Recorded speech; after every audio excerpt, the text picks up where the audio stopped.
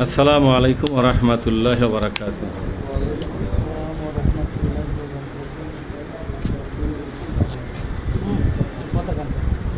আউযু বিল্লাহি মিনাশ শাইতানির রাজীম। বিসমিল্লাহির রহমানির রহিম। মান ক্বাতালা নাফসান বিগাইরি নাফসিন আও ফাসাদিন ফিল আরদি ফাকাআন্নামা ক্বাতালান নাসা জামিআ ওয়া মান আহইয়াহা ফাকাআন্নামা আহইয়ান নাসা জামিআ।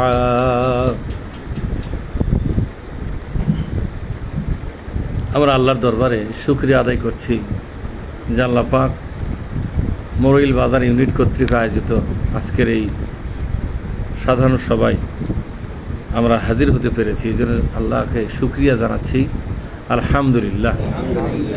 সালাত এবং সালাম বিশ্ব নবী মুহাম্মদুর রাসূলুল্লাহ, সকলে বলছি সাল্লাল্লাহু আলাইহি ওয়াসাল্লাম। আমি বর্তমান বাংলাদেশের প্রেক্ষাপটে একটি আয়াত আমি আপনাদেরকে পড়ে শোনালাম। আজকে তাফসিরের থেকে একটু আলাদা বিষয়টা উপস্থাপন করাটা জরুরি মনে করতেছি। সেটা হলো যে আল্লাহর শুকরিয়া জ্ঞাপন করতেছি আমরা যে পৃথিবীর ইতিহাসে এক ভয়াবহ বিচারের নামে অবিচার চলতেছিল বাংলাদেশে। একটা ভয়াবহ অবিচার,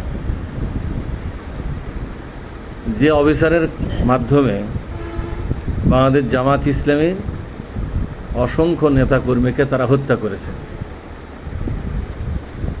সমস্ত মামলাগুলো ছিল মিথ্যা, সাক্ষীগুলো ছিল মিথ্যা, সাজানো গোছানো সাক্ষী,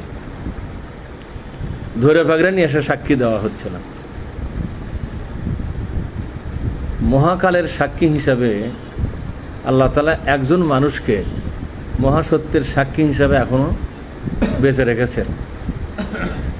তাকেও হত্যা করার জন্য তারা আয়োজন করেছিল। এটিএম আজহারুল ইসলাম, জামাত ইসলামের সাবেক ভারপ্রাপ্ত সেক্রেটারি জেনারেল এবং বর্তমানে অ্যাসিস্ট্যান্ট সেক্রেটারি জেনারেল। আল্লাহ তাআলা তাকে রক্ষা করেছেন মনে হয় এই জন্যই যে সবাই যদি হত্যা হয়ে যায়, ভিতরে যে কি ভয়াবহ ষড়যন্ত্র চলতেছিল এর একজন না একজনকে তো সাক্ষী হয়ে দাঁড়ানো উচিত।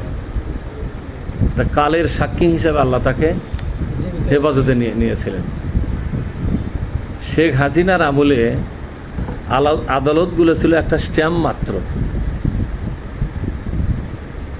পুরো আদালতটা রাজনীতির ইশারা ইঙ্গিতে চলেছে।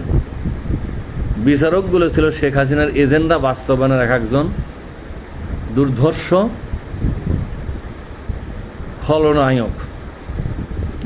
খলনায়ক। আমরা এই শব্দটাই বলতে পারি।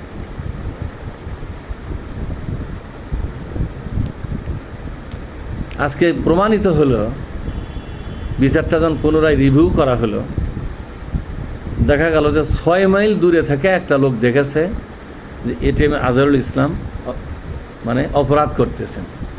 তো 6 মাইল, সেই সময় 6 মাইল দূরে একটা লোক দাঁড়ায়, চোখের পাওয়ারই কতটুকু, কোন টাওয়ারের উপর চড়ে এটা দেখলো আর কিভাবে দেখলো।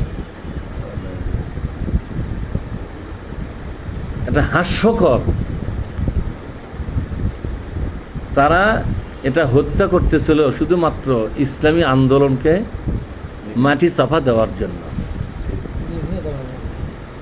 লিয়াসুদ্দু আন সাবিলিল্লাহ, যেটা কোরআন শরীফে বলা হয়েছে যে এই জুলুম আর অন্যায় আর হত্যাকাণ্ড চালাচ্ছিল, তার মূল কারণটা ছিল আল্লাহর পথটাকে তারা বাধাগ্রস্ত করবে, অর্থাৎ ইসলামী আন্দোলনটাকে বাধাগ্রস্ত করবে, মিশা দিবে। এই জুলুম চলতেছিল দীর্ঘ 16.5 বৎসর, 17 বৎসর ধরে চলতেছিল। এত লম্বা সময় ধরে জুলুম চলতেছিল, কত মায়ের বুক খালি হয়ে গেল। আল্লামা সাইদিকে একবার নিষ্পাপ নিরপরাধ একটা মানুষকে তারা হত্যা করল। হাসতে হাসতে তারা জামাত নেতাদেরকে ফাঁসি দিয়েছে। অথচ কোরআন শরীফের মধ্যে আল্লাহ বলছেন, মান কতালা নাফসান বেগাইরে নাফসিন, অন্যায়ভাবে যদি কোনো মানুষকে হত্যা করা হয়, যে হত্যা হওয়ার যোগ্য নয় তাকে হত্যা করা হলো, বিচারিকভাবে বা অবিচারিকভাবে যেভাবেই হোক তাকে হত্যা করা হলো।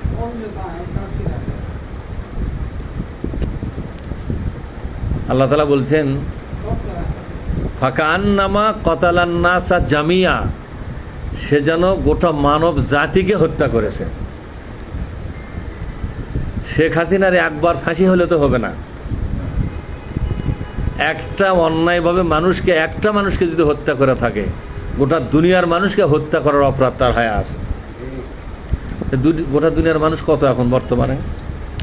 কত কত না, গোটা দুনিয়ার মানুষ 800 কোটি মানুষ। 800 কোটি মানুষকে হত্যা করলে যে অপরাধ হয়, একটা নিরপরাধ মানুষকে হত্যা করা একই অপরাধ। তার মানে এই অন্যায় হত্যাকাণ্ডকে আল্লাহ কিভাবে চিত্রায়িত করেছেন, এই কাজে যাতে কেউ দুঃসাহস না দেখায়।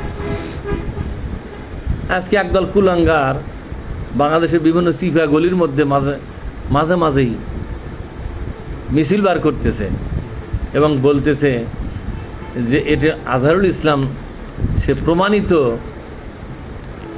দেশদ্রোহী বা প্রমাণিত ৭১-এর হত্যাকারী। কার কাছে প্রমাণিত হয়েছে?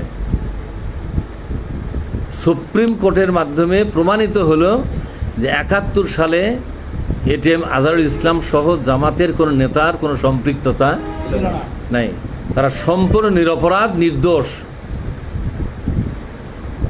এটা প্রমাণিত হলো। সেই সময়কার তথাকথিত শাহবাগীরা তারা সরকারের ছত্রছায়ায় আন্দোলন করে, এই আন্দোলন অবশ্য শেখ হাসিনা লাগাইয়া দিয়েছিল। এই আন্দোলনের পিছনে কলকাঠি নেড়েছে শেখ হাসিনা নিজেই। তারই ছাত্রলীগ, যুবলীগ, ছাত্র ইউনিয়ন, জাসদ, এই লোকগুলো দিয়ে তারা শাহবাগে লোক জমা করে, পুলিশ দিয়ে পাহারা দিয়া, বিভিন্নভাবে খাদ্য পানি দিয়া, বিভিন্ন রকমের অবৈধ সহযোগিতা দিয়া এদেরকে শাহবাগে তারা আশ্রয় দিয়া, প্রশ্রয় দিয়া কিছু ভালো মানুষকে হত্যা করার জন্য তারা আন্দোলন খাড়া করেছিল। দেখেন, ইমরান এইচ সরকার নামে একটা লোক ছিল। ইমরান এইচ সরকারের দাদা ছিল রাজাকার। এটা ইমরান এইচ সরকারের যে জেলা, যে থানা, সেই থানা জেলার লোক সবাই জানে ওই একটা রাজাকারের লাতি। তাকে দিয়া জামাত ইসলামী নেতা, শিবিরের নেতাদেরকে হত্যা করার জন্য তারা আন্দোলন শুরু করলো এবং কিছু মানুষকে হত্যাও করা হলো। আমার প্রশ্ন হলো, এটিএম আজহারুল ইসলামের এই 12-13 বৎসরের এই জেল, এই সময়টা তাকে ফেরত দেবে কিভাবে? অন্যায়ভাবে তাকে যে জেলের মধ্যে রাখা হলো, কিভাবে ফেরত দেবে?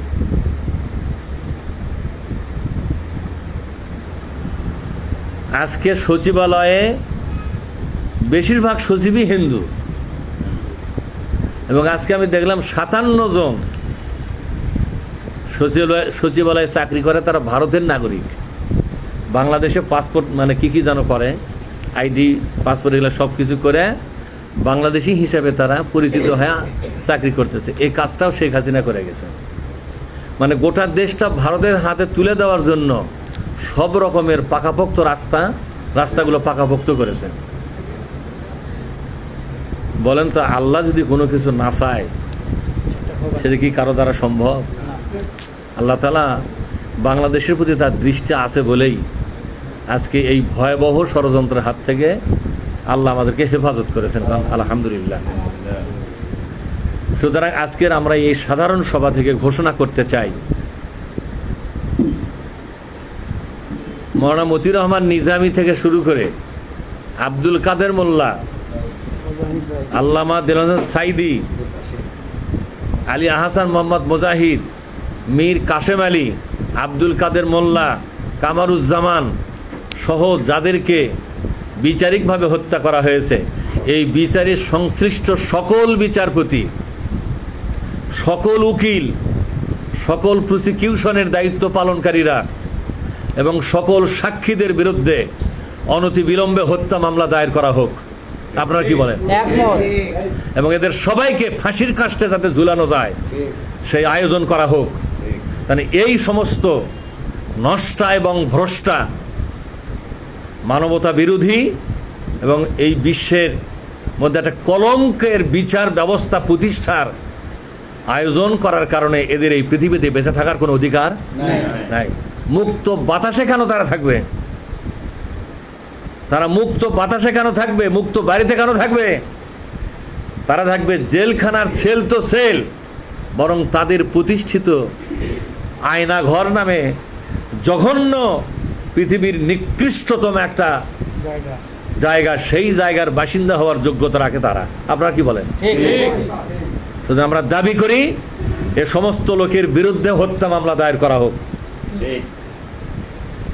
এদের হত্যার বিচার না হওয়া পর্যন্ত এদেশে নির্বাচন দিয়ে কোনো লাভ নাই।